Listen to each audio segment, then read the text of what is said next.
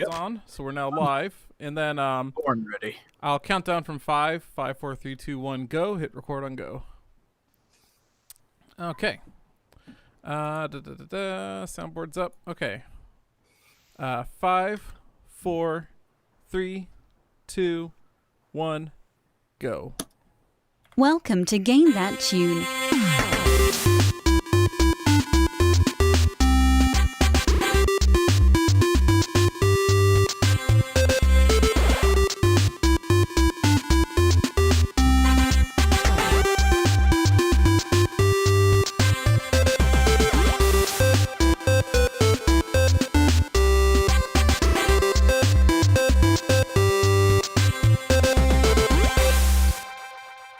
Oh, yeah. What's going on, everybody? It is Game That Tune back in the house once again.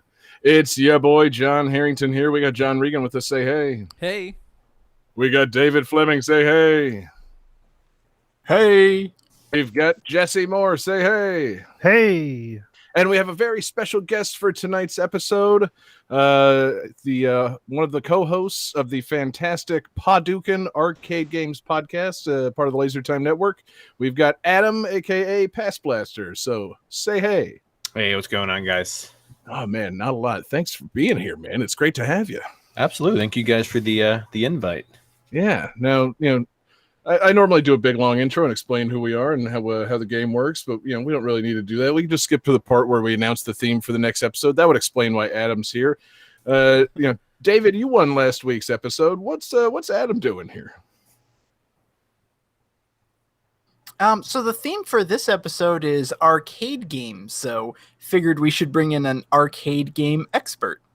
You're putting too much pressure on me, guys. No, that's the key. Yeah, I want to really apply that pressure right at the beginning. You got to live up to this mantle of arcade games expert. Gotcha. God help you if you don't, man. If you can't answer all of our Byzantine ridiculous questions about arcade boards and things, frankly, I'm keeping your deposit and you're not coming back. It's well, I mean, I could be a dick and explain the story of we wanted to reach out to an arcade expert. They weren't available, so we got Alex. So totally acceptable, man. Yeah, Billy Mitchell was busy. Oh, God, that's God, can we please get Billy Mitchell on the show? I do know how to change boards. I don't know if Billy does, but Oh yeah, that's true. Ooh, see, he's calling out Billy on the show. not at all, dude. Billy, Bring it up. He flat out says he doesn't know how to change boards. So. Oh, that's son of a bitch. Oh man, but yeah. So we tried getting Billy and we fell back on Adam. So it's great to have you here. It's going to be a great show. We got 5 great games. We got 3 songs from each game. We're going to try and guess the games based on the songs with a little bit of trivia. Whoever wins plays some bonus tunes, picks a theme for the next episode. And so Johnny, I think we just got to get started, man. So do you have quarters, slugs, tokens? What do we got to start the show? You son of a bitch. You always come up with a great idea where I could have gotten a quarter sound effect. I don't have one pulled up. I got you guys. Hang on. Perfect. He's got a whole roll. So Johnny, start the show. Game 1.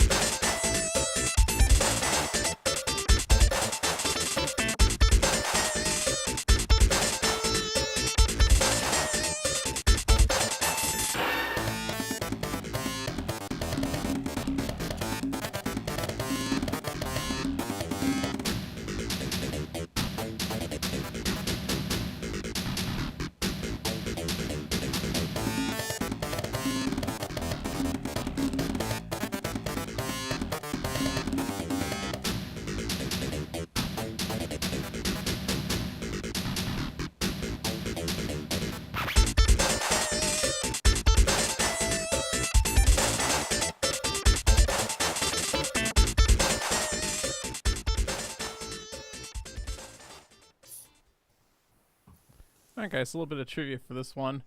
The Japan magazine Game Machine listed this in their November 5th, 1933 issue as being the 6th most successful table arcade game of the year. And Electronic Gaming Monthly gave this a perfect 10 out of 10, saying, quote, "The game shatters your perception of what a good game should be," reserving high I'm praise sorry, for go its back to graphics that and trivia. music. Did you say A perfect go back 10 to that out of trivia? 10. Did you say 1933? Sorry, 1993. You might have said 30. Okay. I may have said 33. 1993. Oh God, I hope. I can't read and talk at the same time. Perfect 10 out of 10. Shatters your perception of what good game should be. Gave high praise for its graphics and music, variety of levels, and the hilarious character animations and cinematics.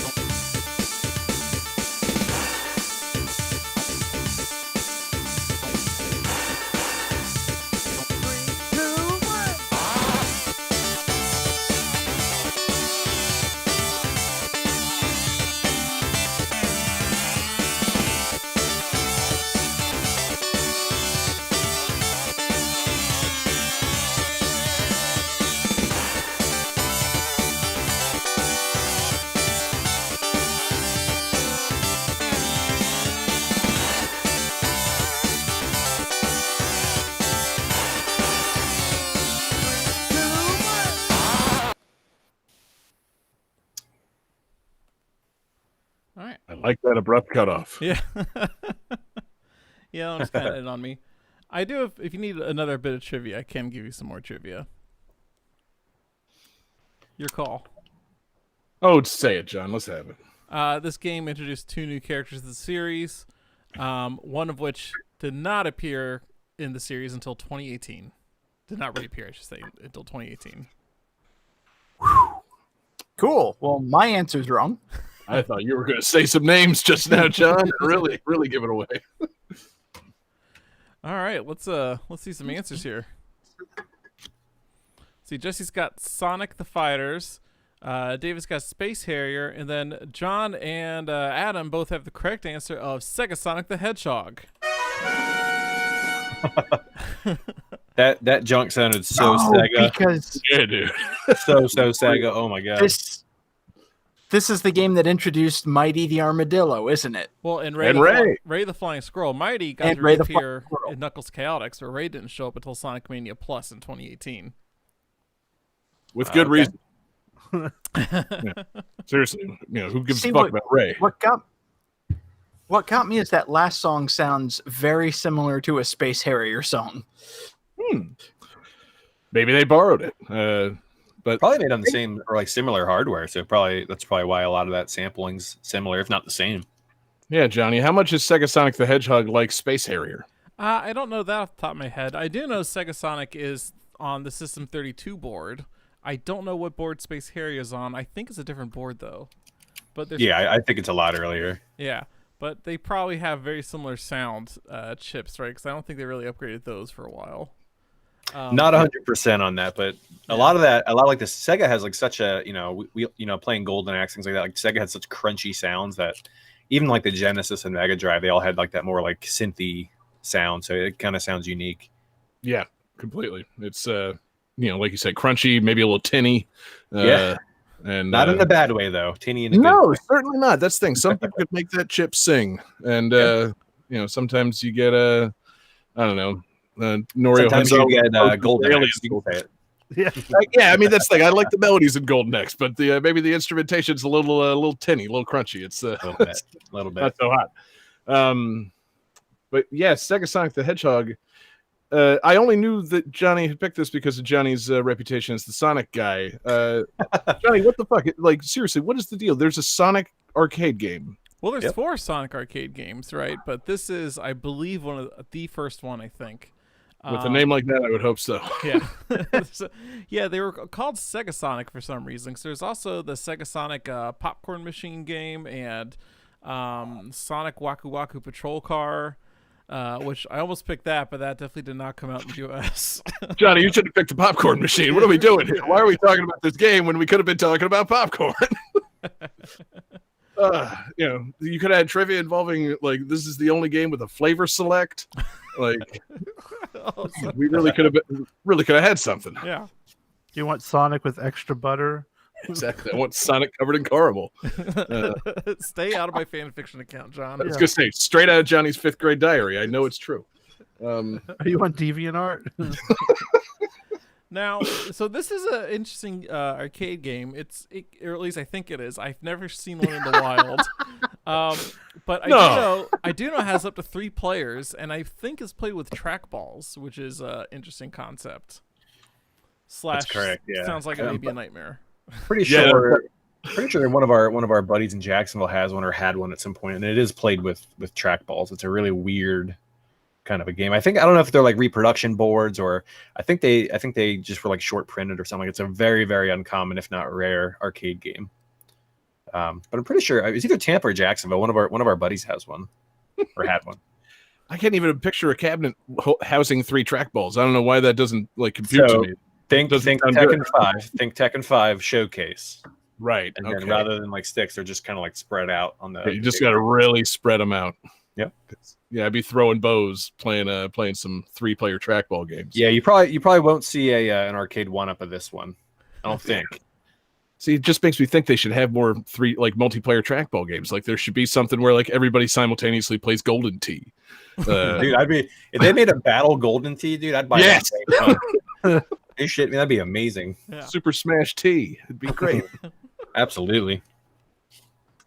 But so Johnny, this is this just a normal Sonic game but played in an arcade cabinet with a trackball? Is that what I'm getting? That is basically my understanding. It's I don't know. It is weird because in a normal Sonic game, you have a time limit. In arcade games, you have time limits, but this is it's different because it's played in an isometric perspective, not like your standard 2D Sonic, right? Oh, okay, yeah, that's not normal Sonic. What? No. So you're running in 8 directions, and it's like it's got the pseudo 3D thing going on. And it's got some interesting effects, like when you say are in the ice level, you actually have a reflection in the ice. Which every time I see them, like, oh god, I forgot how like arcade games always had like cool stuff they could do, right? That you didn't see in home consoles for a long time. Right. Yeah. Like Ray the Flying Squirrel. Yeah, and I believe all 3 characters play the same. I don't think there's any benefit to being one over the other.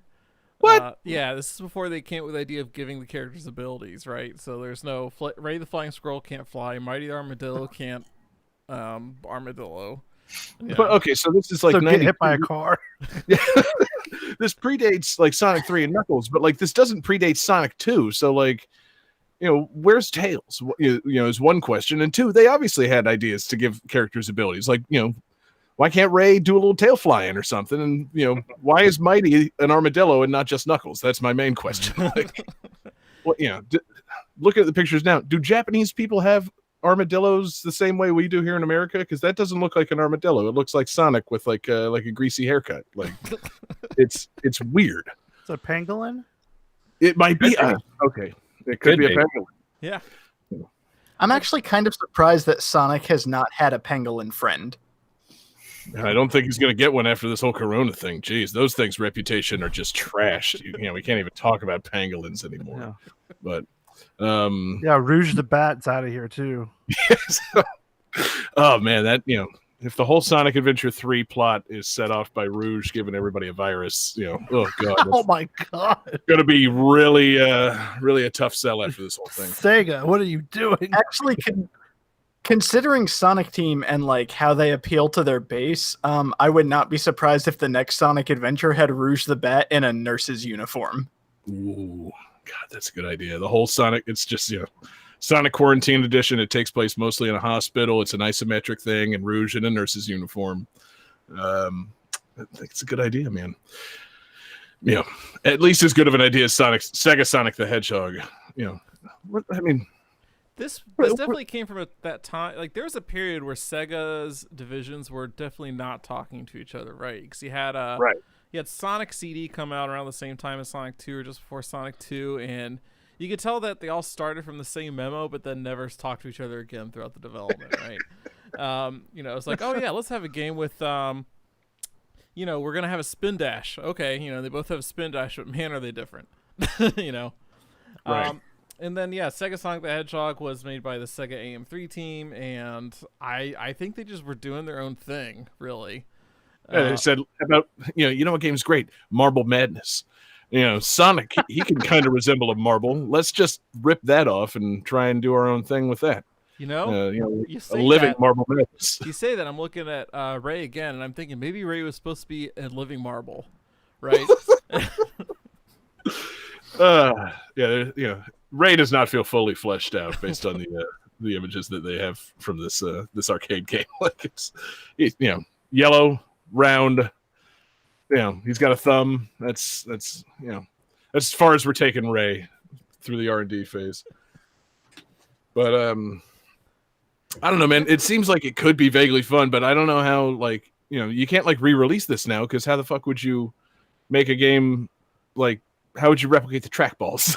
Right. Yeah, you would have to put out, Sega has that little mini arcade cabinet thing coming out. You'd have to make one with a track, just of all your trackball games, maybe. Right? So maybe you could have a combo Sega Sonic Golden Tee cabinet. Right. And I think Centipede, it would definitely be a cross-developer situation, because I think Centipede uses a trackball. Yep. Yeah, no, somebody... I was going to say, I remember there was an arcade re-release for the DS that included a bunch of trackball games, because you could use the touchscreen, but it didn't quite work as well as having an actual trackball. Right. Sure. Yeah, you could. You could probably play it with a mouse. It wouldn't be the same, but just move it kind of the direction you want to go. Because I think you're just basically mashing the trackball to make them go whatever direction. Just honestly, Marble Madness, you're kind of you like to stop at certain times and stuff falls. And I think.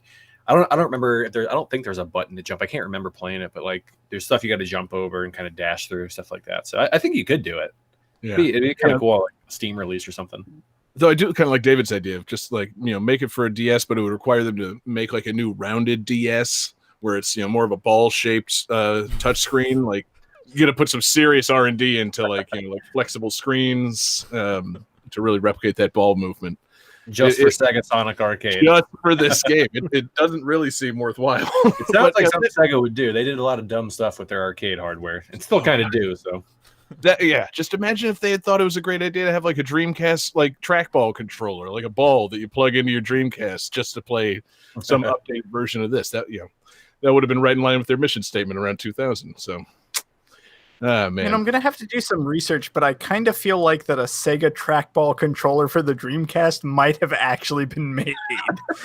It wouldn't surprise me. There's They had, keyboards, fishing there's fishing rods, there's all kinds of crazy stuff. Right. It was either that or play this with the Maraca controller, and the I'd do that. Don't translate. Hell yeah. Amazing. Yeah. It'd be awesome. I would love to play an isometric Sonic game where you just go shake, shake, shake, shake, shake, shake to run. Done. See, and Amigo would have been a better companion than Ray the Flying Squirrel. True. This game should have introduced Amigo, is what it should have done. this should have been their backdoor pilot for Samba de Amigo, like way back in 1993. That would have been a great idea. But anyway, Johnny. Actually, yeah. Go, David. I was just gonna say, it's like, why has there not been an Amigo Sonic crossover? Like, Amigo needs to be in the next Sonic game. Seriously, they should be great friends. Is there even a monkey character in Sonic? Like, there's those robot monkeys that throw coconuts at you. Yeah. Not the same. I like a friendly friend robot that shakes maracas and sends you on wild acid trips while you listen to fucking Cup of Life. It's fucking someday Amigo's so my jam. We'll have to write Sega about that. Maybe they can bring him back because Sega. Clearly they all care about the Sega catalog of characters since they went away from Sonic and All Stars Racing and went back to just Sonic Racing. Clearly they want to integrate those characters. Anyway, before I get David off on the superior Sega Racing tangent, Johnny, anything else on Sega Sonic the Hedgehog, this fantastic arcade game that I know you've definitely played? Yeah, I hope someday to play it. Sounds like you're gonna have to get down to Jacksonville, man. We'll look it up. We'll find out where it is. We'll do a special GTT edition just where we bother you while you play that. You can crash at my place. Yeah, perfect. Done and done. Hell yeah. Game 2.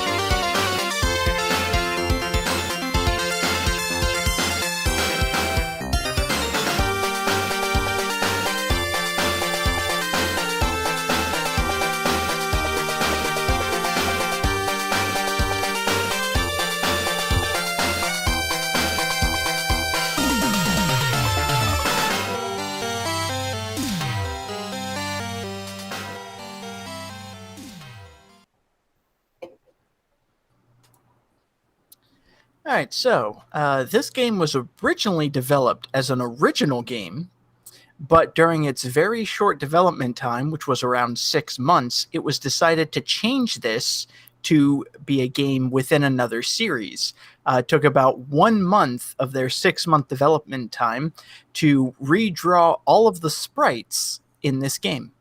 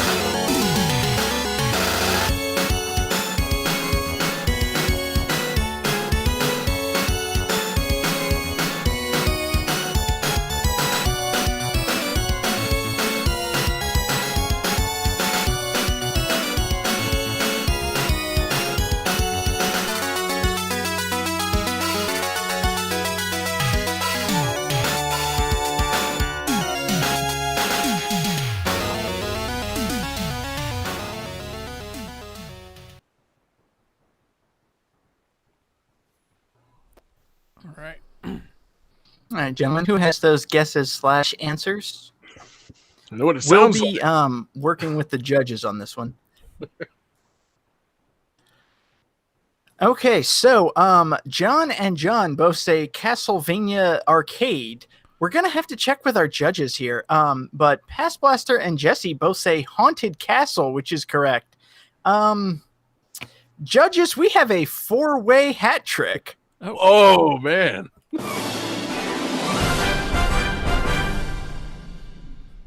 That's the Cool. sexiest kind of hat trick.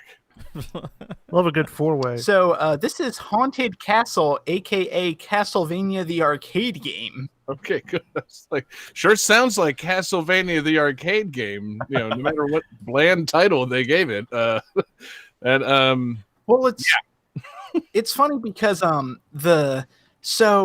right, this game is not good, but the music is really good.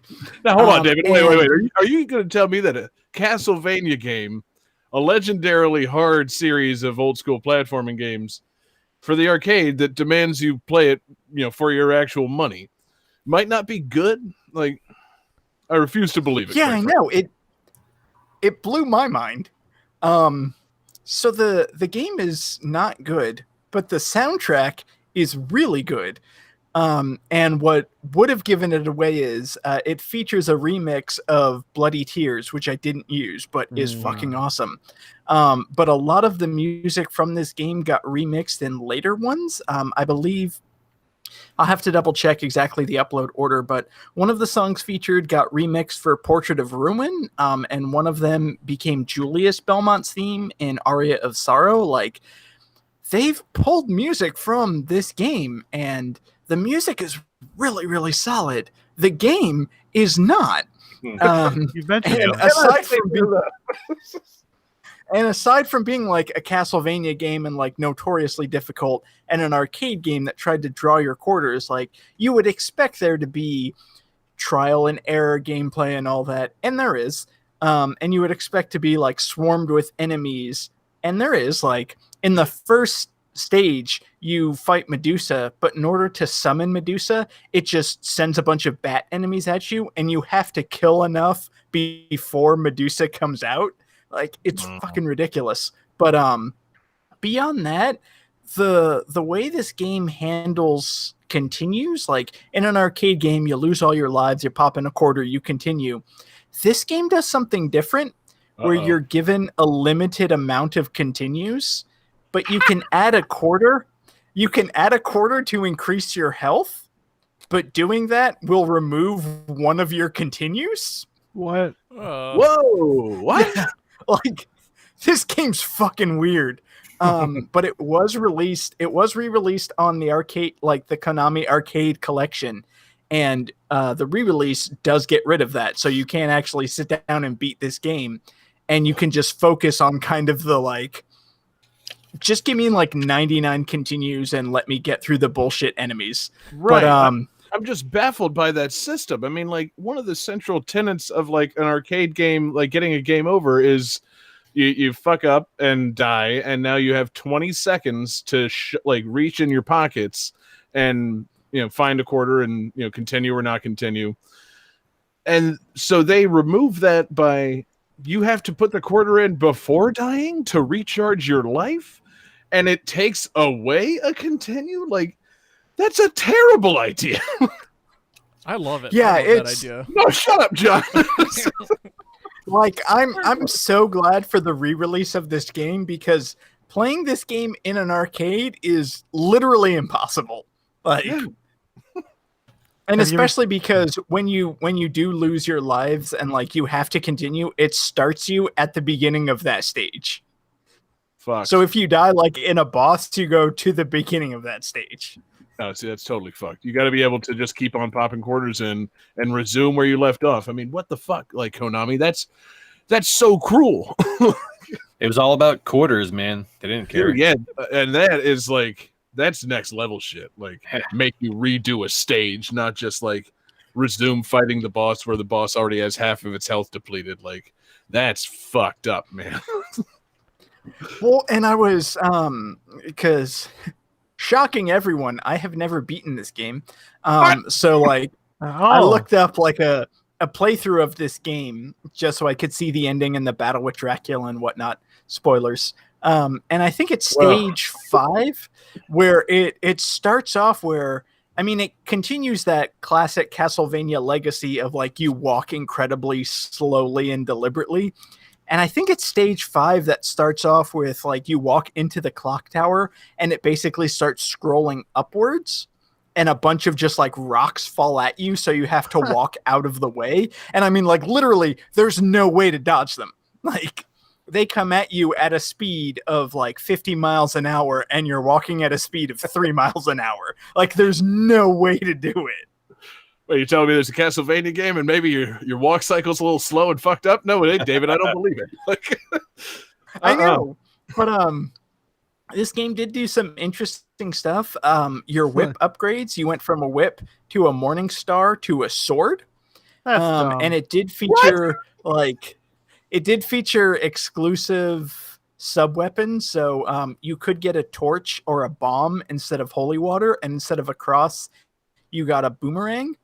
But there was a cross sub weapon that it wasn't a boomerang weapon. Instead, you just held up a cross and shot out like 3 mini crosses. So it was basically like a laser weapon.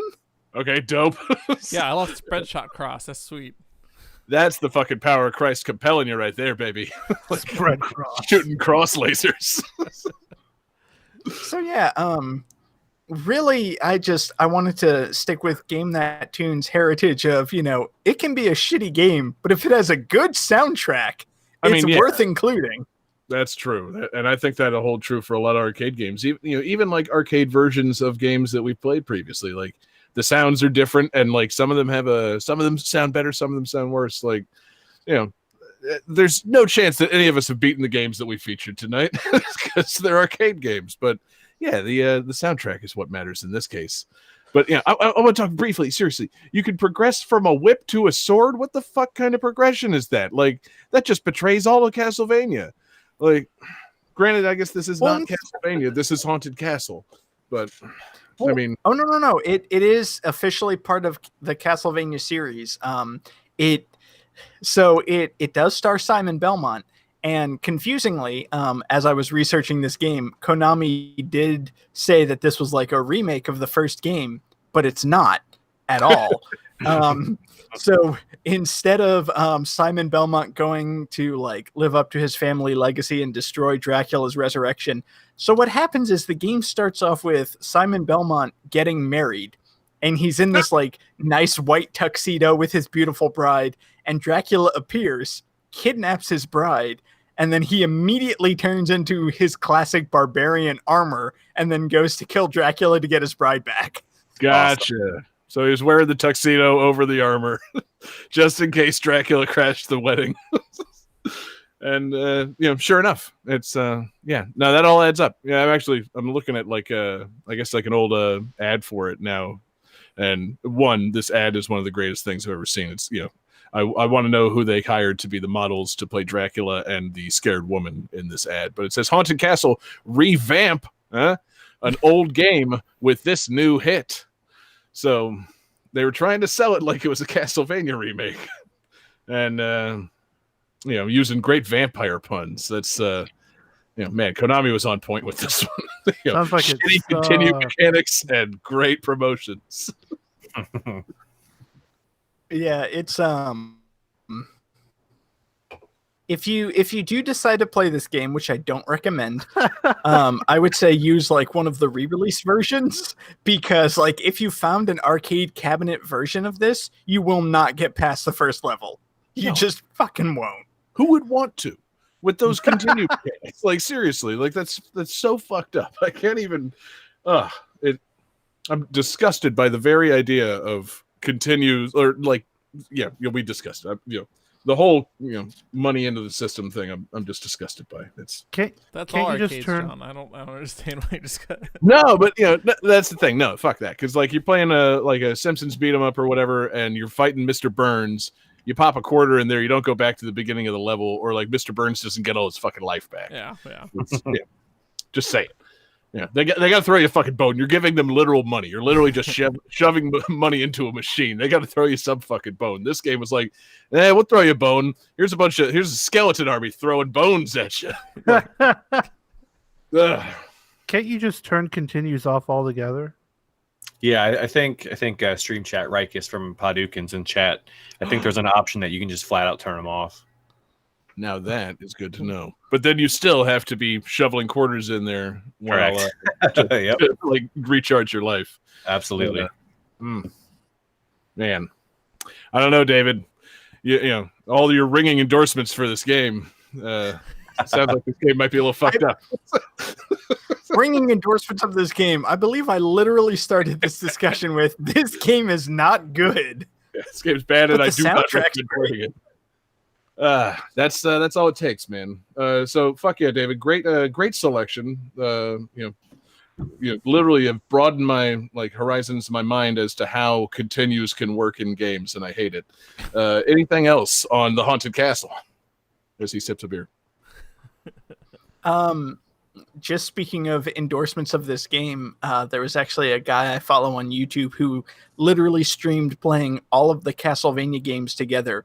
And then he ranked all of the Castlevania games, and this was his one above the bottom. Like, this was number 31 out of 32. What was the worst one? Now, that's curious. Castlevania The Adventure on the Game Boy. Wow. I mean, probably checks out. I feel like that one's better. So that's my ringing endorsement. Go ahead and play the 31st best Castlevania game. Yeah. Hell yeah, that's a pull quote for that new arcade cabinet they're coming out with. David Fleming of GTT says some guy on YouTube says this is the 31st best. Hell yeah. Game 3.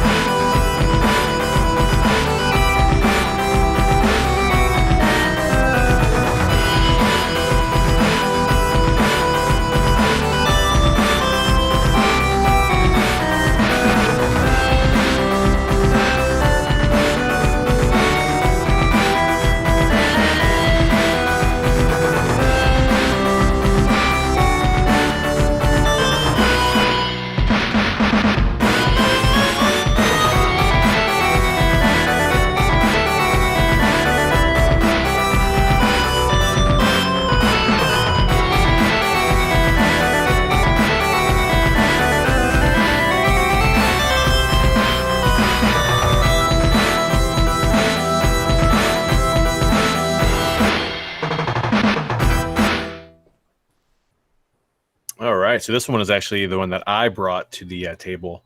Unlike you guys, I do enjoy this game that I brought. I'm lucky enough to actually own this PCB, but what's interesting is in 10 days, this game is 30 years old to the day. This will be a game that in the future we talk about for sure on Paduk, and it's one of my favorite arcade games of all time. So another hint I have for you guys, as you can tell, a lot of the music kind of sounds the same. We were talking earlier about like sound hardware. They definitely like that snare drum sample. I'm pretty sure it's the same snare drum sample in every single song on this game. The same person who basically composed this also composed the original Mega Man soundtrack. Interesting. As a little Shit. Sorry. Thought that trivia was over, did you, John? no, that was it for the first one. Yeah. Okay.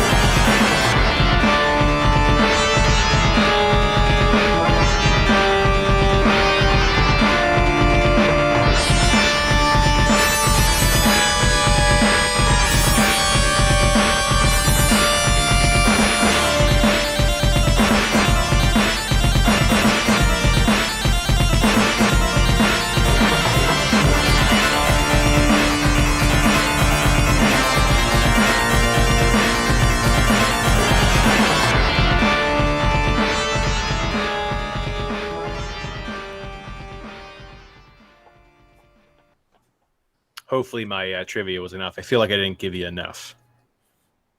See, that's the secret, man. I actually you gave me entirely too much. Okay.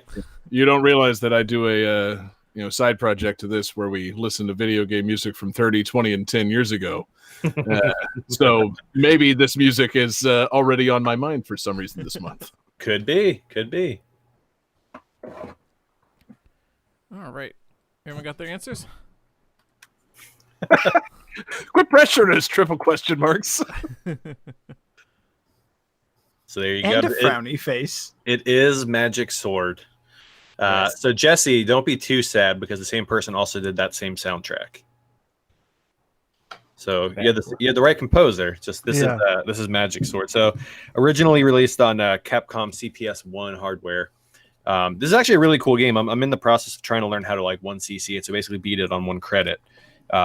It's a long arcade game. It takes about 45 minutes to an hour, depending on how much you want to farm. There's 51 levels in it. So basically, it's like a side-scrolling. I guess it's kind of like a platformer. I don't know. It's more like a side-scroller, not really beat 'em up, but you play as a character that you go through and you collect like little assistant characters, and you go through and kill enemies, trying to get to the end of the game to defeat Drakmar.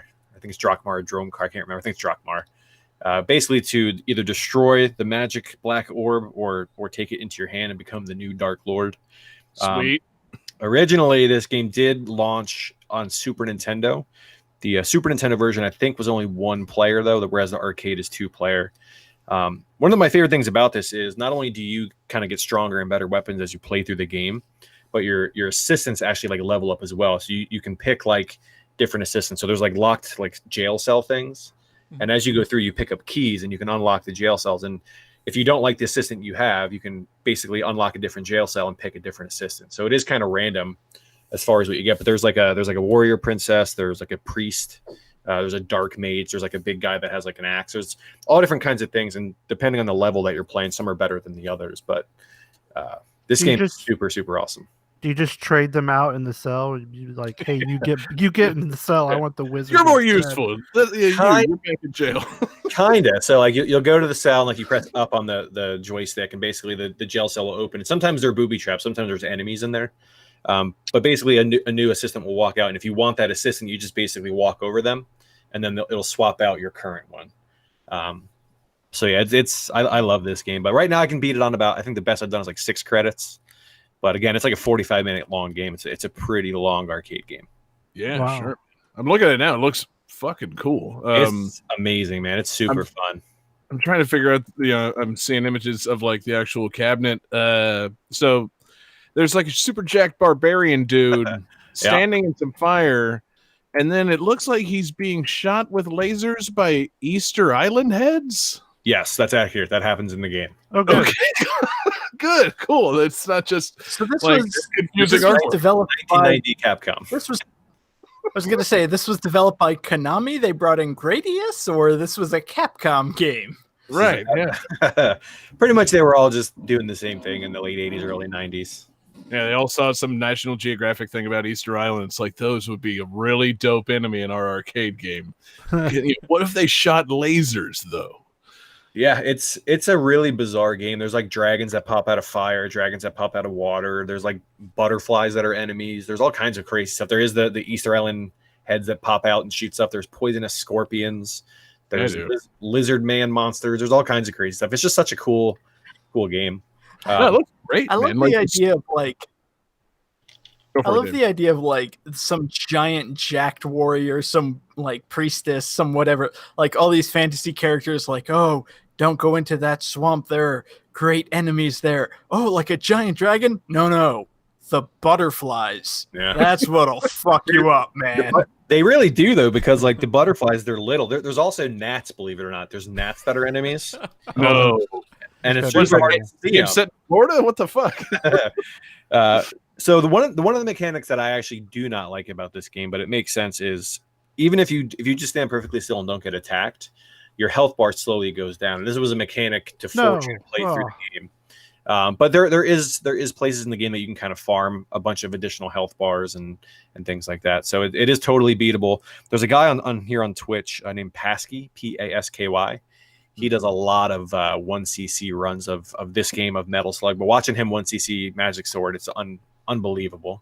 Yeah, man. I bet that's like really cool. Because, Metal Slug's all well and good. It's got, according to sprite work, but it doesn't have magic dragons and butterflies and shit. Like It this, definitely doesn't. It definitely yeah. does. A little different vibe. But The lady who did this, she's actually cool. Her name is Manami Matsumai. yes. She did a lot of early Capcom stuff. She did Carrier Air Wing, UN Squadron, Magic Sword. She did the original Mega Man soundtrack, and then she actually came back and did things like Mighty Number 9, Shovel Knight. She did a lot of cool stuff. So the music in this game was actually drew me into it. It's a fun game to play, but the track, like, I know that the versions of the songs I got were kind of blown out, but it's a really, really cool soundtrack on this game. No, yeah. See, please, I'm happy that you picked this because it's obscure enough that like maybe some people haven't heard of it, but it's still a Capcom game on that old school Capcom arcade hardware. So the soundtrack fucking slaps. Yeah, Like- it's super good. They did re-release it. I was looking. I knew some friends that had it on Super Nintendo, but it looks like they re-released it on like Xbox 360, I think. And Xbox Live Arcade and PlayStation Network. You could get this and Final Fight in like a combo thing for like $10. So it's totally worth it if you can find it. Oh fuck, that's what this is, man. I talked about this recently on that fucking show I teased earlier, GTT Gems, because 10 years ago they did the Magic Sword Final Fight like re-release, and they Double Impact. yeah, Double Impact, and there is still there's an official Capcom website still up where you can download the soundtrack to both those games in one zip file. Well, gonna go ahead and do that real quick. Yeah, it's dope. Yeah. I'll shoot you that link. So I was like, Please do. whoa, that's still here. I totally would have done that rather than ripping this from YouTube.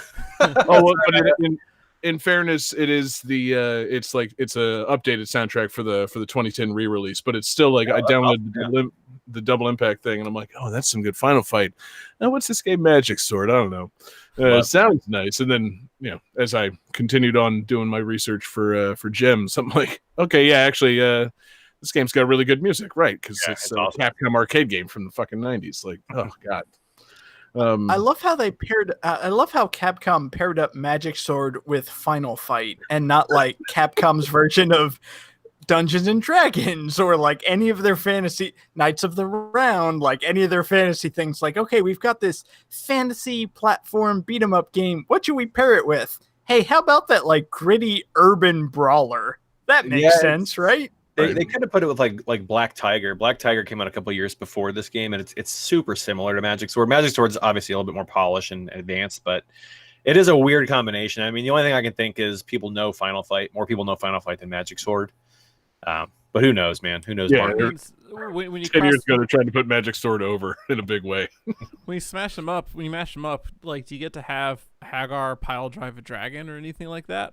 See, that's the question. You know, God, I wish. Yeah. the double impact. That really should have been the thing. Like, you get two games, but then they cross each other over in weird ways. So you got, magic dudes working their way through a bunch of street gangs, and then you got Hagar pile driving dragons. Like, a really good idea that, frankly, I'm disappointed Capcom didn't come up with. I mean, we know that Hagar pile drives bull sharks. Now we just need him to pile drive dragons. Yeah, it's the next step. But for real, I think David, maybe the reason these two are connected, if you look at the box art or any piece of art for Magic Sword, whoever the protagonist is one of the most jacked ass, like, shredded dudes of all time. So, like, yeah, put him with Hagar. Fuck it. Like, that adds up.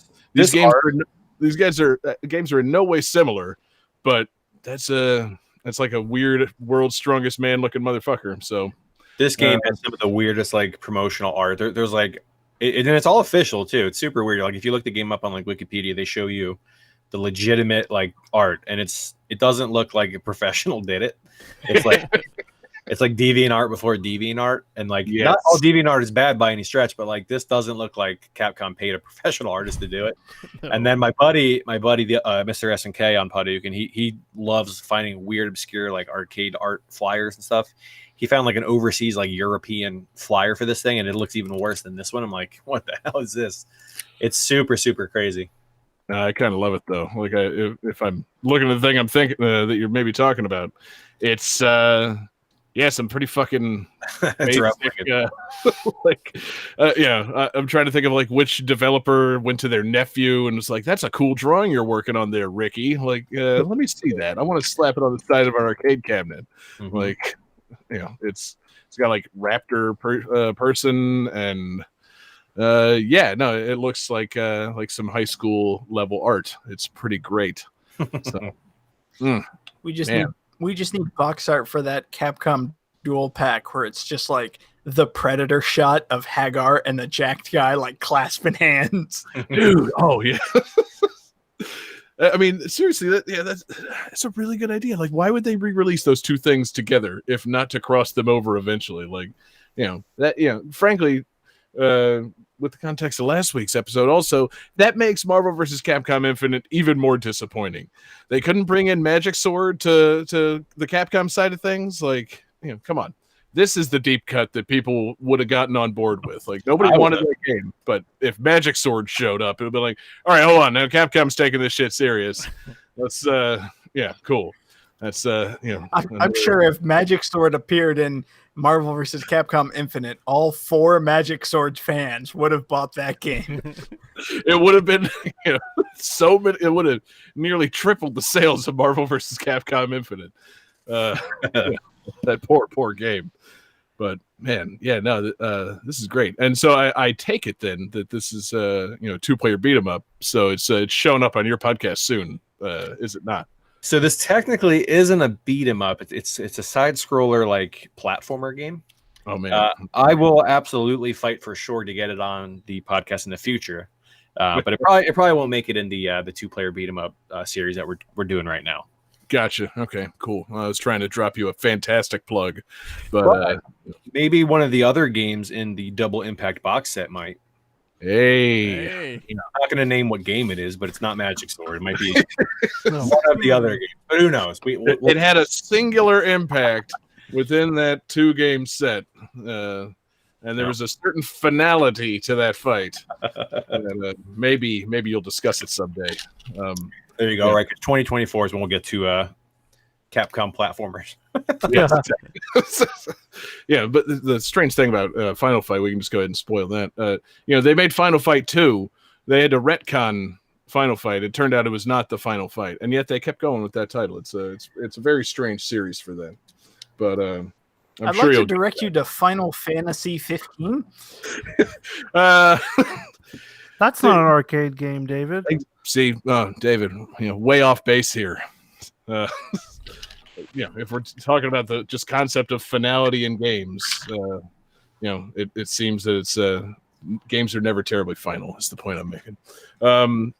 Awesome pick, man. I actually really want to play this now because like I said before, I just kind of overlooked it as part of that Double Impact set, but now I'm like, okay, wait, no, this, everything I'm looking at this looks pretty fucking dope. It's fun, man. It's a really, really fun game. Even to just sit there and run through, it's a blast. I love it. Hell yeah.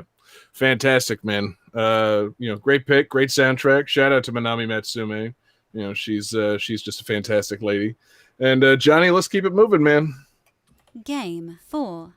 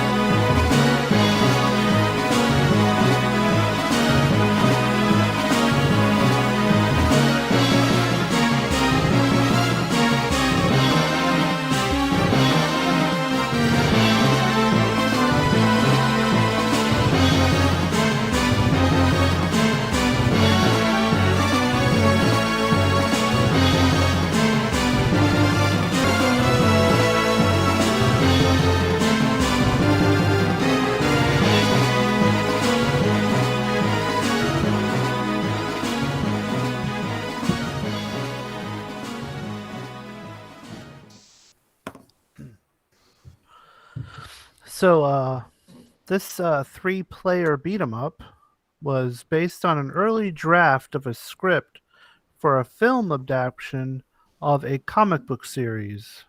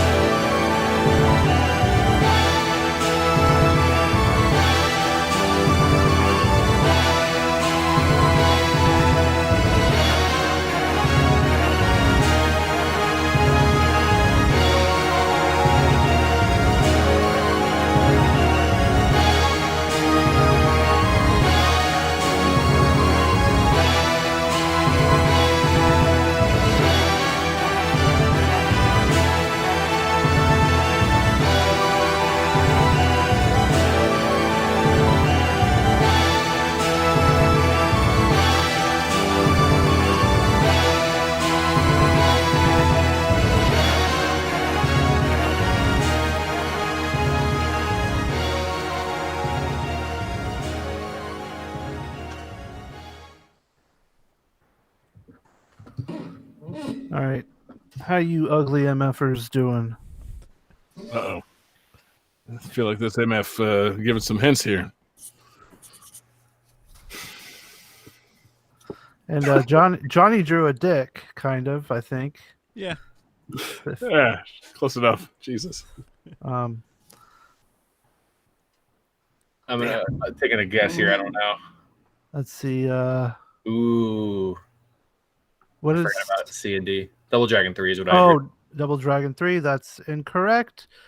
John says Cadillacs and dinosaurs. That's incorrect. And David has the correct answer with Alien versus Predator. C&D was the AVP. Oh man. Capcom heavy. Yeah, this I would not have gotten it if you hadn't called me an ugly motherfucker. Yeah.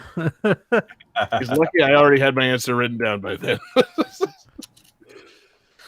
Yeah, so Alien versus Predator. This game is really fucking awesome. The sprite work is great. You get to play as either two humans or two different predators. One is a hunter, and the other is a warrior, I believe. And I'm not too sure about the humans because why would you pick them? They've got some cool air juggle combos. They're pretty cool. They're all right. There's this lady that looks pretty cool, and then this big giant dude. I think does he have like a mech arm? I think He does, yeah. yeah. So but this game, like I remember me and two friends. I think we spent like $20 and finished it, and it was Worth every was- quarter. it definitely was. It was Hell so yeah. fun. Just and there's a lot of freaking aliens on screen. It might as well be a side-scrolling Muso game. There's so many aliens on screen. That's dope. And the one thing I thought was weird is like typical games, the health is in the form of like cheeseburgers and pizza, and I really I want to see some fucking predators hanging out eating some pizza together. Like what are they gonna do with the pizza? Like, oh, we just hunted. Let me take this mask off and eat a slice. I've seen their mouths. It would be weird to watch them eat. Yeah, Yeah. but you'd do it. You'd love doing it, watching him eat it. Yeah. Oh yeah, no, exactly. If there was just some in between, like from the fucking Robot Chicken Writers or something, where it's just like predators hanging out eating a pizza after like in between Predator movies. I'd watch the whole thing. Yeah, I'd absolutely watch Teenage Mutant Ninja Predators. Yeah. Oh my Easy. god. Yes. Or just the shawarma scene from the first Avengers movie, but it's all predators. Heck yeah. Oh man. I just really want predators. I was just about to say, could you imagine like if the next Predator movie? Go ahead, David. Whoa, he just fucking. No, I was just gonna say, I was like, could you imagine if the next Predator, like everybody was talking about the after credit scene, and it was just like at the end, it was like the shawarma scene, and it was just a bunch of predators hanging around like a New York pizzeria. Yeah. No, I'd love it. I would watch a full just like look in on that. Like they don't have to do anything. They could be exhausted.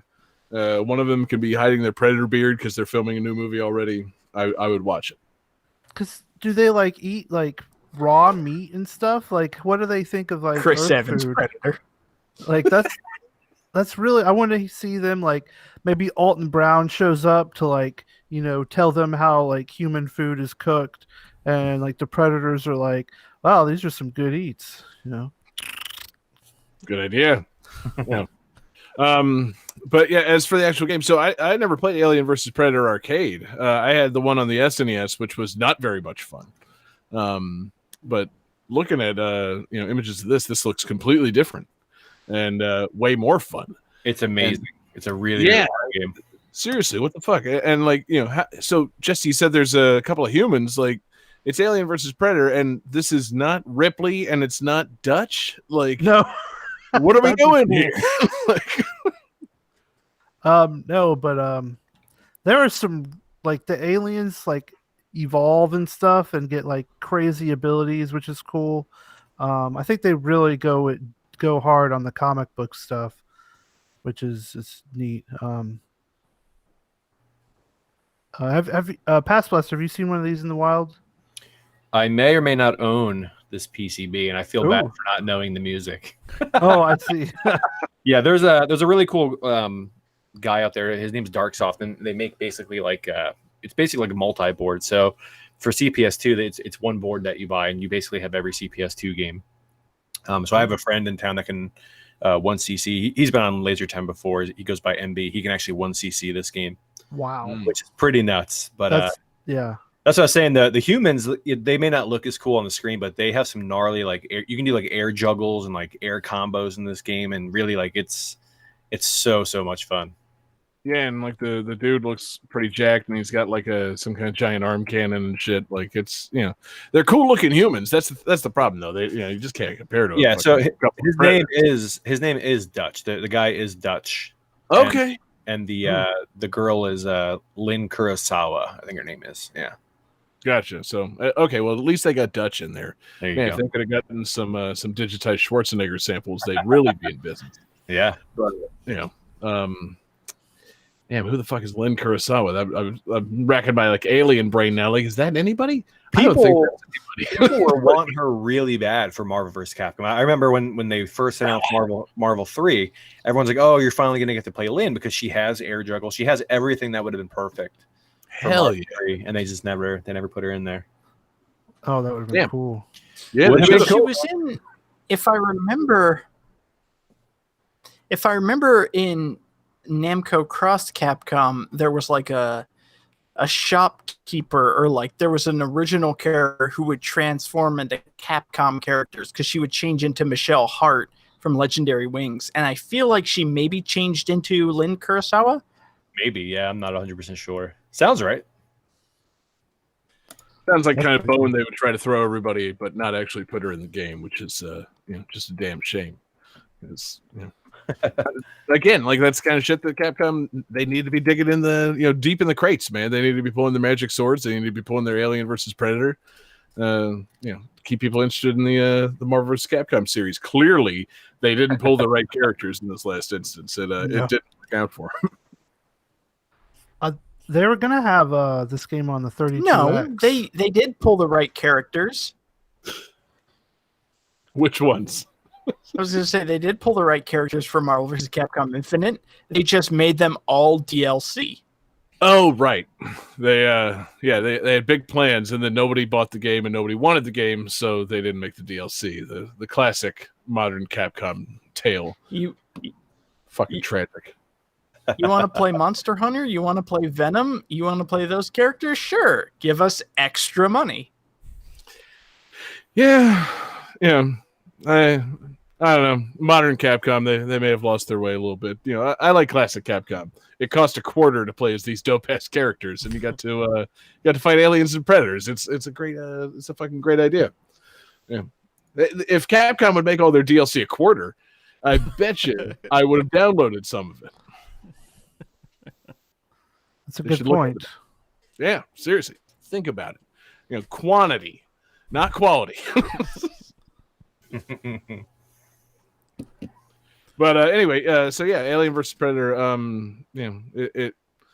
It looks fucking great. Like seriously, I didn't know this was an arcade game, and I'm a little disappointed that I didn't know that because that seems like kind of thing like, if I had ever seen this in the wild, I would have been like, oh yeah, cool, I'm playing that forever. That's that's my game now. If you've only played the Super Nintendo one, dude, you are in for such a treat. The arcade one is so good. Yeah, no, and the beauty of the Super Nintendo one was like I got it as like a birthday present from a friend of mine, and clearly it was he had bought it and didn't like it, and he gave it to me like in like a grocery bag, and I'm like, Jarrett, what is this? Like, Alien vs. Predator. I'm like, it looks, it appears to be not in a box. It looks like he's handing me a game for my birthday. He's like, yeah, that's pretty much what's happening.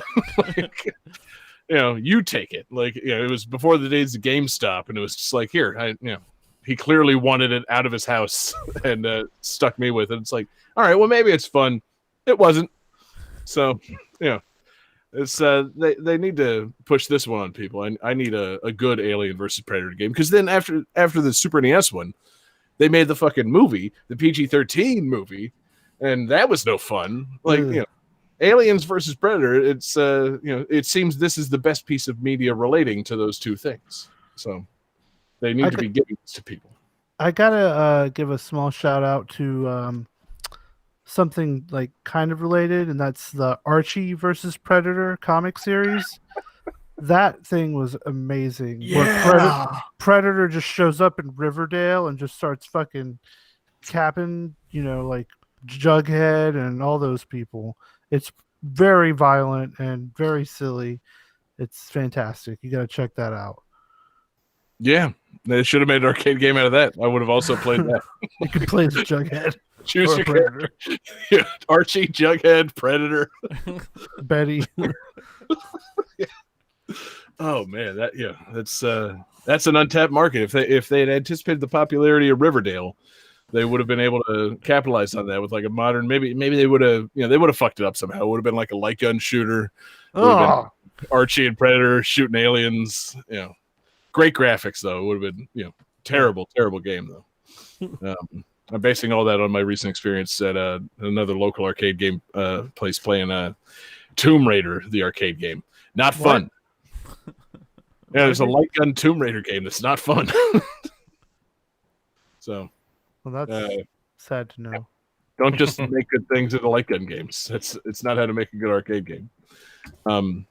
Even though Alien vs. Predator would be a good example in that case, like like a Predator light gun game would be kind of fun. Like you're in the jungle, you can't fucking see shit.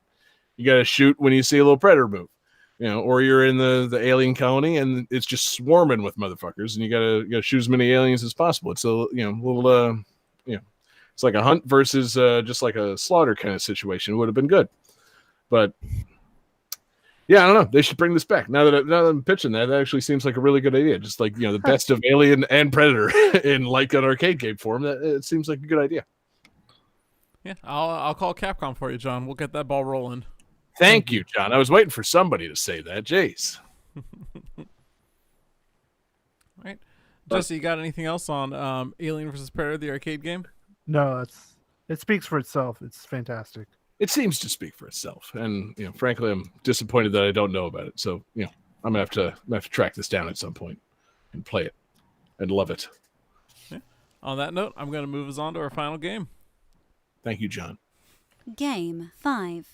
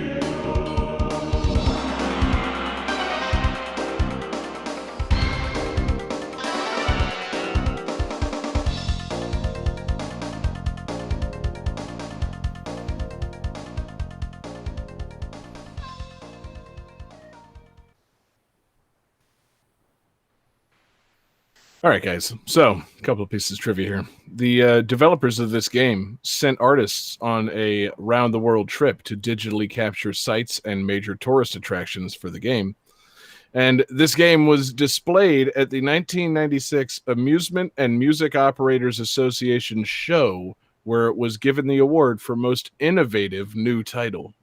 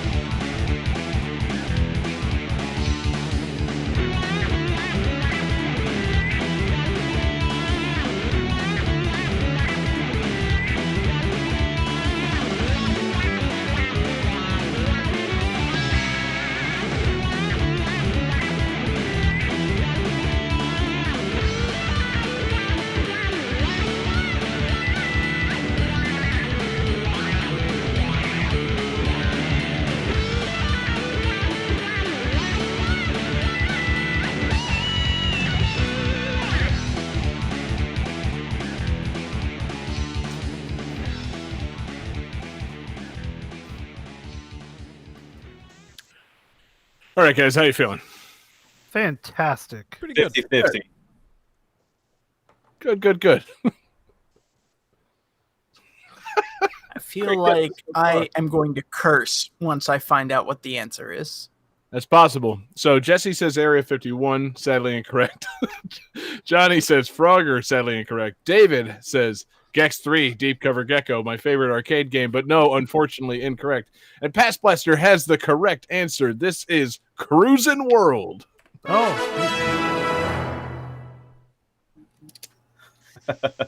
David, were you going to curse loudly? Are you upset about this? Damn it! Okay, yeah. That's what I thought. David, famous cruising fan. David definitely loves driving cars and operating automobiles. That's his thing. Man, Cruisin' World, what a fucking game. You could play as a school bus, right? I'm sure you could. You could play as a number of odd vehicles that you don't want to race in, like a Humvee, it's the school bus and the Humvee, but the things I'm mostly thinking of. Oh, and like a VW Beetle. Definitely don't want to go into a road race driving a Beetle. That's good way to lose. Yeah, I recall this game had it was my first time ever finding out that an arcade game could have like secret easily unlockable things in it. Because I think you get the secret cars by just like holding down the camera button or something while you're choosing your car, right? And it switches to the alternate cars. Exactly. And, I think this was the first time I was like, oh my god, there's codes in arcade games? Like, it's not just quarters? This is amazing. Mind blown. Hold down the radio button, select this car. It's actually this car. Yeah. That's how it's done, John. I think my first experience in realizing arcade games had weird unlockable shit was Tekken 2. But this also qualifies because these were much easier to fucking unlock. It was literally just like hold down a button and make your selection. But yeah, man, I love some cruising games. I was trying to think like in the lead up to the show, like there's so many arcade games and like so many things that are just like kind of arcade versions of games you can get elsewhere, but sit down drive-in games are just so specific to the arcade, and I got a real soft spot for these games, despite the fact that I don't know, maybe they're not so hot. It seems like it's usually the first thing I play whenever I enter an arcade, and so I was happy to pick Cruisin' World. Anybody else got big time experience with this? Yeah, I've actually played a good amount of Cruis'n USA and Cruisin' World. Probably a little bit of both, but I feel the same way about arcades. Like, I always gravitate towards things that have some kind of unique hardware that I'll never be able to Sure. replicate at home. Like, yes, I could A buy basketball hoop. Yeah, I could buy a wheel and some pedals and all that, but like I'm not gonna ever do that because I'm not that invested in it. But I'm, so when I go to the arcade, like, yeah, that's the first thing I'm gonna play is something where like I get to sit down, hold a wheel, smash my foot on the pedals, put my left foot on the brake like a crazy person because I can get away with that in an arcade and not at home or in my real car, I should say. Yeah, I mean, David knows me better than most. My probably most played arcade game is like Crazy Taxi, High Roller, at the CC's Pizza in St. Augustine, Florida. So I gravitate towards the driving games, and I play them extensively. And yeah, this one was one. It's strange. Like they always, I don't know, like PastBlaster, how much you deal with like marketing or like people trying to sell you shit, but like. It seems like the big appeal of these games is like getting four, two or more, 2 to 4 linked together so that like multiple people can play and race together. And I don't know if I've ever played Cruisin' World properly linked to another Cruisin' World set ever. Like this one. No, I haven't played them linked either. We used to have the big ass Cruisin' Exotica, an FGP for a while. But we sold that one, and I can't remember. We either have a Cruisin' USA or a Cruisin' World stand-up. I can't remember which one it is that we're working on restoring and getting back up. A stand-up. Yeah, it's like a stand-up one where you actually don't sit in it. It's kind of a unique cab. It's got like a 25-inch monitor in it. But there's that. Like, what's cool is a lot of people. I haven't seen it done on Cruisin', but on San Francisco Rush, people have created like VPNs that you can, like, if you have one and I have one, Ooh. we can basically plug it into the internet and play each other as if they were linked right next to each other from our houses. Kidding. There's like a huge following for that sort of thing. So I'd imagine if they did it for San Francisco Rush, they've probably done it for Cruisin' as well. I know you can do it with like Mario Karts and Initial Ds and stuff like that as well. There's all kinds of cool third-party stuff you can do on there. That's pretty fucking cool, man. That would be really funny to have that, like, multiple, local arcades linking their machines together. Like they started doing that stuff back in like Mortal Kombat. I want to say it was Mortal Kombat 2 or 3. I can't remember. The arcades in Chicago, some of the early Mortal Kombat boards actually had like Ethernet T1 connections on the boards. You'd have this arcade fighting this other arcade down the street, and it would be like pretty much lagless. At least for the time, lagless. Who knows what it really was? But yeah, that stuff's been around for a while. And then Midway, who'd made Cruisin', they were one of the first companies to kind of pioneer that stuff.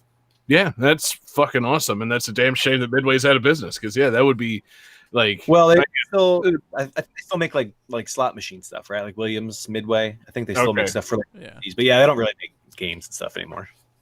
It just seems like kind of thing that if there were more arcades around, it would be kind of a selling point. Like, yeah, link this up to another arcade somewhere, and have some turf wars in your town. Like that sounds fucking great. Yeah. I would really dig on that. That's actually, man, I'm kind of like mind blown by the very idea of that. But yeah, it's cool. And my Mr. S&K and I, we bought an Initial D3, like a twin machine, and we split them up because he wanted half, I wanted half. So if we can ever figure out the VPN, we'll be streaming some competitive Initial D3. God, that would be really fun to watch. Some dash cam streaming of some arcade racing. That's a really good idea. But yeah, I love sit down arcade games. I was trying to think on it, and it's like the few chances I've had, like it seems like I guess all the arcades I grew up with, they were kind of basic. They had Cruisin', World or USA. A couple that I've stumbled through, they had like Daytona.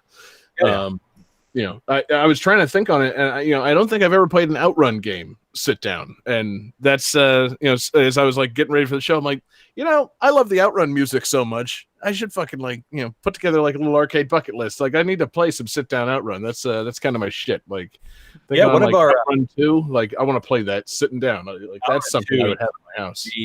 That game is so fun. I would love me and Mr. SK have been looking for the Chihiro boards to put in the Initial Ds to have that. Yes. One of our buddies down in Brooksville, believe it or not, he actually has a full motion original Outrun cab. It is like the gnarliest thing ever. He got it for like such a good deal forever ago on Craigslist. Someone was like, just come get this damn thing because it's huge.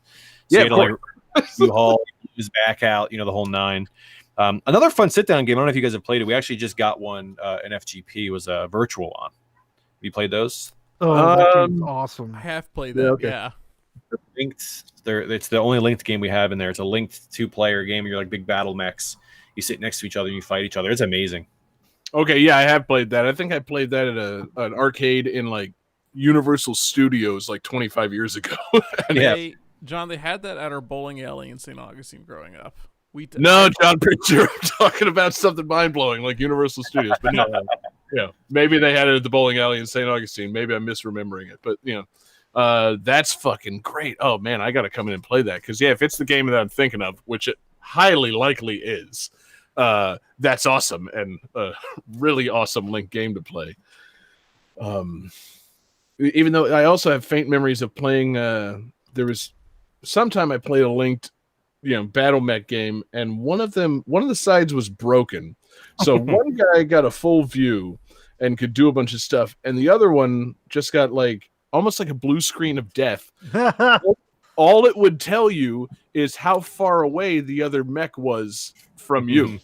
And so it was like this nightmare scenario for the second player where it's like just swatting at things as it comes too close. And I played both sides of that, and it was a nightmare playing just not knowing how, like, the only thing you know is how close something else is to you. It's a horrifying situation. I don't think that's the way the game was meant to be played. You're thinking of the setup at Anastasia Bowl in St. Augustine. Right. Horrifying. Just terrifying place. But so anyway, Cruis'n World, it's as the trivia said, one of the most innovative games of its time. Was this the one that, like, when you beat it, you got to hang out with Bill Clinton in a hot tub at the end? Wait, what? Okay, so Johnny, that's the first Cruis'n USA. Okay. You beat Cruis'n USA. You cruise from California to Washington D.C., and in the arcade version, it does this cutscene where it's Bill Clinton in a hot tub up on the roof. There's cows around, and like some big titty babes. And they're like a Hillary Clinton's on like a dollar bill or something in the cave too. There's like a bunch of weird stuff. Yeah, something like that. It's very strange, and so it's a very strange thing to like, even think of beating Cruis'n USA in the arcade and encountering that as the ending. And so then they removed that completely for the N64 version. So the N64 version of that, it's just your car on the turntable. Same setup, no hot tub. Bill Clinton's gone, the hot tub's gone. It's just your car on a turntable on top of the White House with cows. Very strange, like, edit of the situation. And so then in Cruis'n World, the Nintendo 64 version actually got a bonus mission. Like, there's a secret unlockable race that took place after the where the arcade game ends. So in the arcade game, you're racing around the world. You got different locations. You got for example, you got like a Hawaii race, Japan. There's a race on the Great Wall of China, Egypt, Germany, Italy, all these different places. And then there's a final race where you're in Florida, racing towards Cape Canaveral. And it ends with you approaching the space shuttle. And it's like, okay, that's interesting. So for the arcade version, Johnny, I believe, we couldn't get the video for this, so we just have the sound clip of the ending of the arcade version where you reach Cape Canaveral in Florida. This is Mission Control. Code green. Come on down. I got Cruis'n World at 419. Over. 10-4 cargo bay. They're loading your car into the space shuttle. Roger. Payload release. We have payload. This is Mission 3, Control. 1. Commands countdown. 3, 2, 1, 0. We have liftoff. We're cruising now. They load your car. They load your car into the space shuttle and blast you into space, and you land on the moon. And in the N64 version, there's a bonus level where you have a race on the moon, which is pretty fucking cool. Wow. In the arcade version, this is just where the game ends. So does anybody want to venture a guess as to what happens on the moon in the arcade version of the game? You go to the moon equivalent of Cape Canaveral, and they put you onto a moon shuttle, and that takes you to Mars. And then it just ends. See, Mars is a good guess because in Cruis'n Exotica they went one step further and added a Mars level. Jesse, any idea what's up on the moon? A lot of cheese. The moon is made of cheese. Fair guess, David. What do you think? You race around the moon and end up at the lunar lander. Ooh, see, lunar lander is a good thought. They that would be a great unlockable car. Like instead of a school bus, you get to drive a lunar lander. PastBlaster, any idea how this game ends? I really literally was gonna say lunar rover, but I think there's like aliens or something on it, right? I can't remember exactly. Okay, so there's a lunar lander involved. There are aliens involved, and I hate this. Johnny, go ahead and hit the second part of that ending, and let's see what happens on the moon. And now, the president. Yeehaw! Hold on, Hillary! Howdy, y'all! That was a hell of a little trip for y'all, but one giant cruise for mankind. Now fasten your seatbelts and remember, don't inhale! That's amazing. It's so fucking dumb. Wow. That's the greatest ending of a video game I've ever heard. One, it doesn't sound like Bill Clinton at all. No, not even close. Are you sure? Never met the man, but I don't think he's like a hillbilly cowboy mashup. But yeah, so the lunar lander flies in, being piloted by Bill Clinton. The top of it pops off. It's a hot tub. Yeah. Beautiful. And then he says whatever he says, and then an alien ship shows up, beams up Clinton in the hot tub, and he says as he flies away, "Don't inhale." And I'm just like, oh God, like just imagine getting that actual ending of this in an arcade, and that's what you get. Like, oh, you spend so much. I feel like it's been a good. Go ahead, David.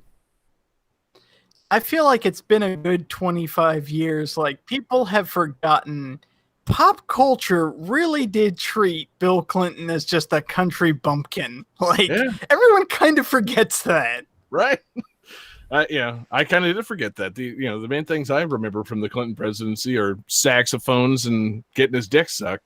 So, the whole don't inhale thing, I was like, oh my God, that was another Clinton thing. Like, oh God, what the, it's just such a strange thing to include in your game. Like, I don't know what the ending of Cruising World needs to be, but like Bill Clinton showing up in a lunar lander hot tub and telling you not to inhale as he's beamed up by aliens. I'm like, was that the answer? Like that, I would have thought maybe just your car landing on the moon was good enough, but no, Bill Clinton shows up and just changes the whole game on you. It's a flummoxing finish to a game. And it also it in the video it does come with the disclaimer that this is a impersonation.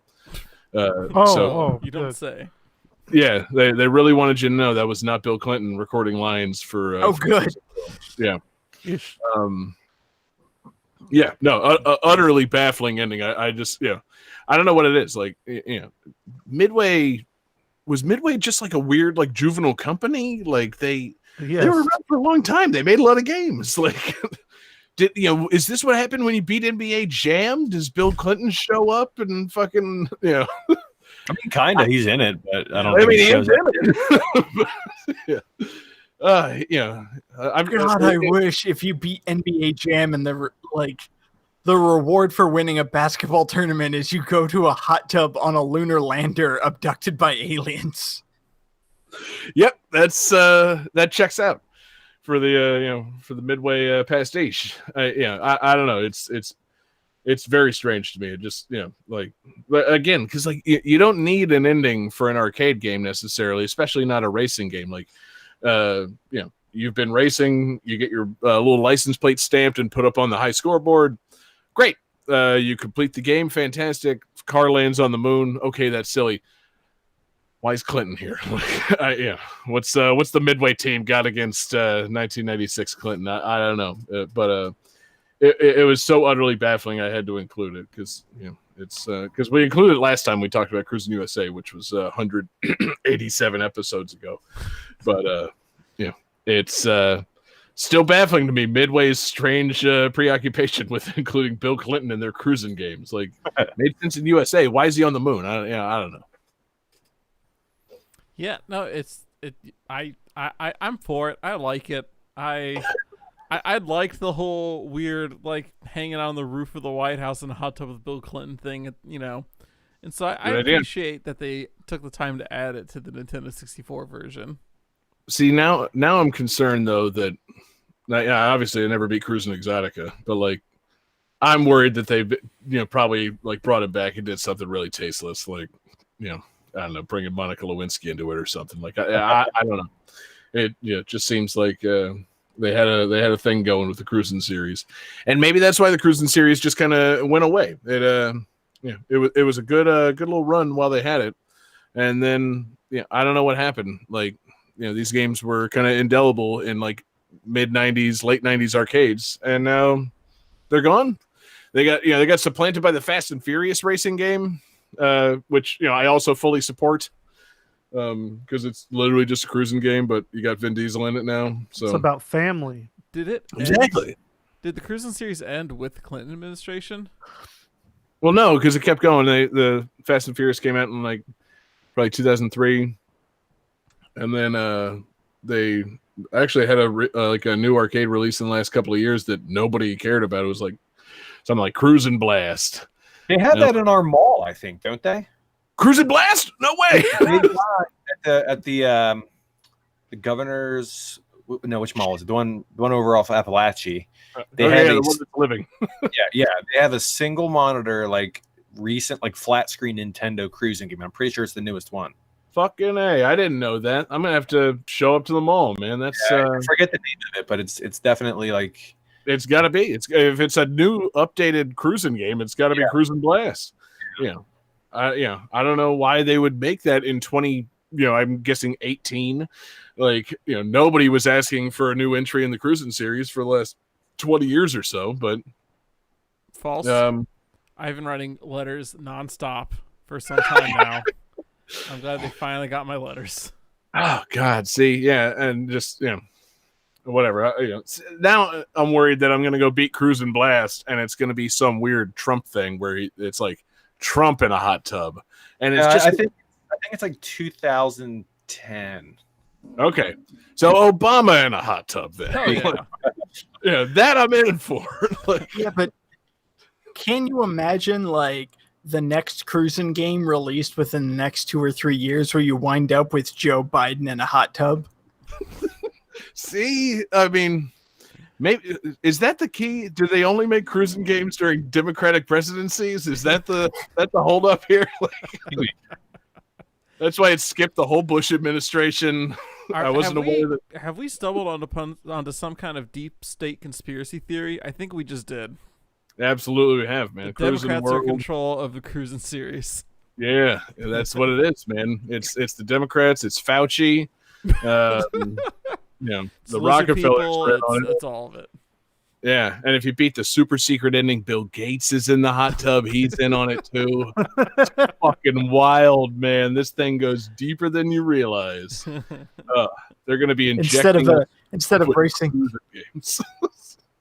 Instead of racing into like a lunar lander rocket, you just race up a 5G tower. Oh yes, that's the final level. So yeah, I don't know. Again, I mainly chose this just because I love sit-down racing games. They're pretty much all great, and this was like, oh yeah, that's got a fine soundtrack. Because the cruising games, again with the soundtrack, it's like it's right there on the face of the game. You got radio buttons, like you get in that thing, you adjust your seat, get your radio right, and then you start cruising. It's like they did a good job of making this like an actual car.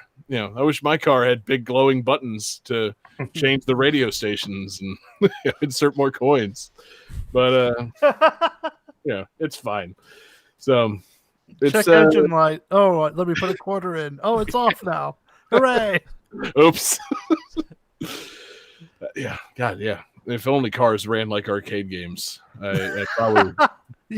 You have 90 seconds to get somewhere, and if you don't get to the right checkpoint, you got to put another quarter in. Yeah, okay, so yeah, like my cars in my history of like destroying cars, they all run like fucking Haunted Castle. Like, yeah, you gotta fucking put a quarter in that bitch or it's gonna blow up literally in the middle of the street. So nuts. It's a good idea. More coin slots on modern cars. But anyway, yeah, Cruising World's a blast. It's a fun soundtrack, fun sit down racing game, bizarre 90s Clinton references. I'm just utterly flummoxed. It's probably the last time we're going to bring it up on this show because I have vague memories of Cruising Exotica. Cruising Exotica is like the kind of game that's like in your movie theater, and like you played it once and you maybe beat a race, and then it's like, all right, movie's starting, but I got another free race. Fuck this! I'm gonna leave and like go play, go watch the movie. Like the only thing you know about Cruising Exotica is there's an underwater level. Like that's real exotic. Atlantis is a level. So, Cruising series has lost its way. I hope it finds its way soon. But anyway, it's a great game with a great soundtrack, and I love it. And I love all sit down racing games. And Johnny, I think it's time to take this game to the calculating computer. Calculating computer activated. Computers. Beeps. Space! Boops. Scoring complete. This game's winner is...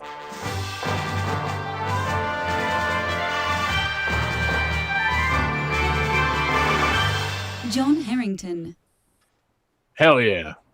If we had more time, we could have had some kind of runoff with like a bonus 6 game, maybe a fan request or something, but we really didn't discuss that prior to the show. We didn't anticipate there being a tie between me and our fantastic guest PastBlaster. So I'm taking the win for myself, but I do want to give partial credit to PastBlaster. What a great game you played, man. You got three games right. So, it's a partial win for you. And Stream chat's not having it. They're upset. They're going to riot. Oh shit, that's not good, man. I knew there was going to be some downside. Never come back to this. I got robbed. Yeah, I was rigged, and I'm visually, personally offended. See, I think PastBlaster should choose the theme. I'm just joking, dude. It's fair enough, but it's true. You can pick the theme, or this could just be the start of our bizarre rivalry between our two podcasts. You just I want both. I want to have a rivalry. Gotta have that. I like that. I do have an idea, and again, I don't know. I know you guys have done like 11,000 episodes. It's bizarre how many episodes we've done. I had an idea. Doing a weekly podcast for over 4 fucking years. I don't know if you guys have done it yet, but I did have a suggestion of have you guys done vertical shooters yet? Ooh, man. Not specifically, no. That's a really good fucking idea. We've done plenty of vertical shooters, but have we done an episode all about vertical shooters? No, we have not. So, that would be my guess. And also make sure that it has Mushihime-sama on there. I think we can oblige. Fantastic. Johnny, that's your game. Yeah. Yeah. Johnny loves to be fed a game for the next episode. Fantastic. Yes, please. And, I'm only disappointed that we can't reuse Hot Dog Storm for the show because that Hot Dog Storm's so good, man. We've used Hot Dog Storm. It was one of my proudest moments, discovering and using Hot Dog Storm. Like, wait, one of our buddies in Tampa actually has a legit PCB of that game. Nice. He has a Hot Dog Storm. It's amazing. See, and I don't want to have any reason to go to Tampa, but like to actually go and play Hot Dog Storm, okay, that might be worth the drive. That's utterly bizarre. So. Yeah, Owl Anonymous in chat, he actually streamed it on his channel, playing the actual PCB. That's a cool game, man. I'm glad you guys heard of it. It's a cool ass game, and it's got a great soundtrack, and it's got a bizarre hot dog theme logo. So it's like, yeah, gotta use that. Like, why is it called Hot Dog Storm? Doesn't matter. This game's dope. So, hell yeah. Anyway, yeah. So the theme next week: vertical scrolling shooters. No Hot Dog Storm, sadly, but plenty of other fantastic selections out there. So excellent theme. Thank you for that selection. And I just want to thank everybody for joining us. We really enjoyed the live viewers tonight. What a great crowd! We're live every Wednesday night at 9 p.m. Eastern. We're on YouTube, Twitch, or Facebook. Search for Game That Tune. Thanks to everybody who's listening in podcast form. Our podcasts are available at GameThatTune.com or anywhere that you get your podcasts. We super appreciate you guys listening and enjoying the show. Thanks to everybody checking out patreon.com/GameThatTune. It's the home for awesome exclusives. We've got the aforementioned GTT Gems, where we listen to music from 30, 20, and 10 years ago. We've got Jesse's Covered Up series. We've got mixtapes. We've got a lot of fun. We've got our movie commentaries. Join Patreon and you get to vote on our movie selections each week for movie commentaries. So a lot of fun going on over there. Patreon.com/GameThatTune. Want to give a special shout out to our super fan tier producers: Alex Messenger, Lance Revere, Damian Beckles, Bradford Stevens, Daniel Perky, XX Chrono XX, Dominic Guy, Kelly Taylor Weiss, Sam L, and Tyler Tedesco. All fantastic fellas and excellent supporters of the show. We appreciate you guys. Special thanks to I'm going to edit this out. We didn't feature a request this week. Geez, way to show up on the show, PastBlaster, and eliminate the request right before we started. So there was no request this week, but you can send us your requests via email gamethattune@gmail.com. You can hit us up on Twitter at gamethattune, or you can find us in our Discord server in our request channel. That's the way to go for really getting to us. Or you can find us in the chat room on our 24/7 video game music live stream, twitch.tv/GTT radio. We appreciate you guys jumping in there, sending us your requests. We love getting them. And that's pretty much it. You can find us, I've already said, on Twitter at GameThatTune. You can find John Regan on Twitter at JP Regan JR. You can find Jesse Moore on Twitter at Sega_legend. You can find David Fleming on Twitter at DFD Fleming. And you can find PastBlaster and the Paducah podcast on Twitter at I think it's just at Paducah. Rikus handles all that stuff. He's our social media guru. We're on lasertimepodcast.com or paducah.com. We just updated our website. We do a new episode every 2 weeks. It's a deep dive into arcade games, kind of random stuff, old stuff. We actually own and run an arcade, so it's kind of a cool look at our experience with rescuing these things and fixing them and cool stuff like that. Oh, cool. No, it really is a great show. I enjoy listening. You guys talk about a lot of stuff that is way beyond my pay grade in terms of arcade knowledge, but it's cool to hear because you guys have featured a lot of games that I've enjoyed and talk about them on a level that is just way beyond me. So it's a deep dive. It's a lot of fun, and you guys are doing a great job over there at Paducah. So everybody check out the Paducah podcast. And you can find me on Twitter at JGangsta187, but that's nothing. I won, but I am deferring the bonus tunes to our theme selector. So, PastBlaster, you got the bonus tunes taking us home tonight. So what do we got? It's another song from the game I brought, Magic Sword. It's not the final theme, but it's one of the last boss battles in the game. Fantastic, man. Great episode. Thank you for being here, and peace out, everybody. See you guys.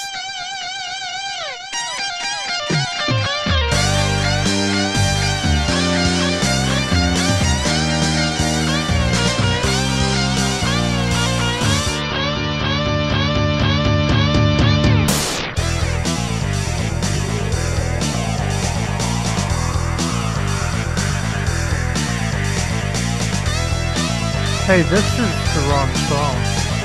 Oh my goodness. That is absolute wow.